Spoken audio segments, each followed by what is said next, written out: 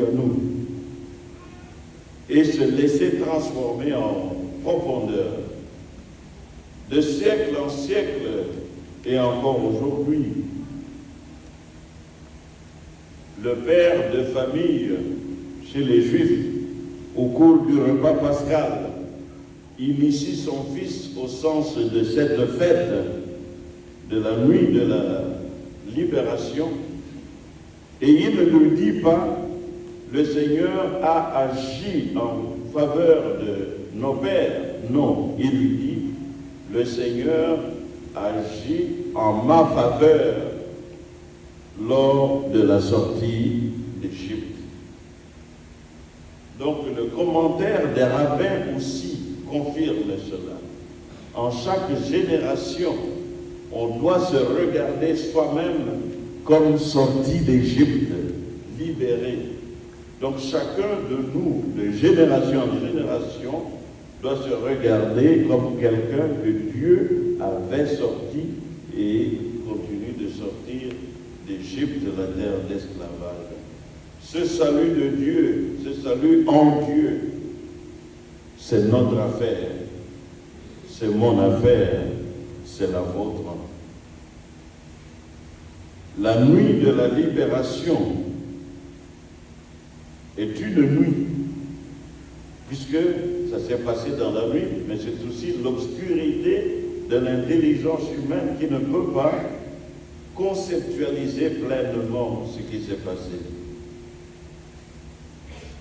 Job, le livre de Job dit, au chapitre 35, que Dieu inspire des chants dans la nuit. On pourrait même affirmer que Dieu chante dans la nuit. Dieu aime chanter dans la nuit. Dieu aime chanter ses meilleurs cantiques dans la nuit.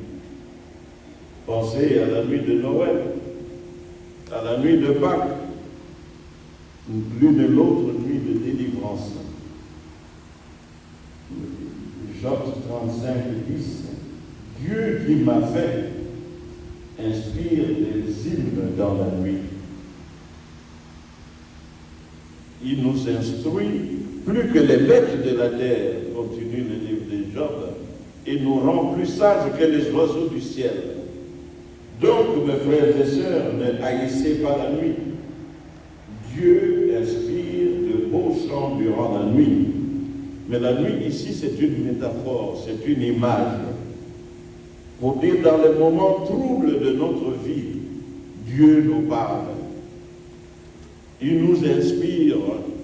Il ne faut pas fuir la nuit, mais traverser la nuit avec les yeux de la foi. La raison humaine, la vue ne peuvent pas nous amener bien loin. Comme l'affirme le psalmiste, pour toi même les ténèbres ne sont pas obscures, et la nuit est claire comme le plein jour. Pour toi, même la nuit n'est pas ténèbre. Si tu as la foi, mon frère, ma sœur, tu pourras entendre Dieu te chanter dans la nuit de ton existence.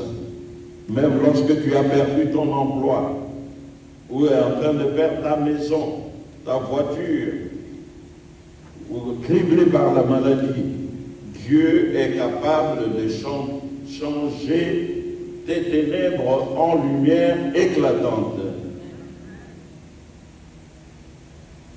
Le psaume 35 nous dit « En toi est la source de la vie, par ta lumière, nous voyons la lumière. » Entrons dans le projet de Dieu. Le Seigneur, nous dit le psaume aujourd'hui, le Seigneur veille sur ceux qui le craignent, qui mettent leur espoir en lui. La traversée de la mer Rouge, la marche à travers le désert, le jour de famine, toutes ces allusions à l'Ancien Testament montrent que Dieu était toujours là à côté de son peuple qui avait foi en lui. La crainte du Seigneur est le commencement de la sagesse, dit le livre de Proverbes. Non pas la peur, mais la crainte. non pas une peur timorée, mais une crainte révérentielle, une confiance sans faille, que les yeux ne peuvent pas nous mener bien loin, mais les yeux de la foi, oui. Ceux qui mettent leur espoir en lui, désormais ils ne seront jamais déçus. La foi est un chemin obscur, mais un chemin sûr, un chemin certain. Abraham a connu des architectes, des bâtisseurs en son temps, mais la lettre aux Hébreux nous dit que Abraham attendait la ville dont le Seigneur lui-même est le bâtisseur. Ce qui signifie que le croyant ne doit pas régler sa vie sur ce qu'il voit, mais atteindre à ce qui est invisible, à ce qu'il ne voit pas. Et la lettre aux Hébreux, par la suite, procède à un appel nominal des modèles, des héros dans la foi, tous célébrés et louangés de génération en génération à cause de leur foi. Voilà, mes frères et sœurs, ce qui fera parler de nous après notre départ, notre foi. Abel, Enoch, Noé, Abraham, Sarah, Moïse, Gédéon, Barak, Samson, Jephthé, David, Samuel et les prophètes, tous loués et célébrés parce qu'ils étaient des hommes et des femmes exemplaires dans la foi.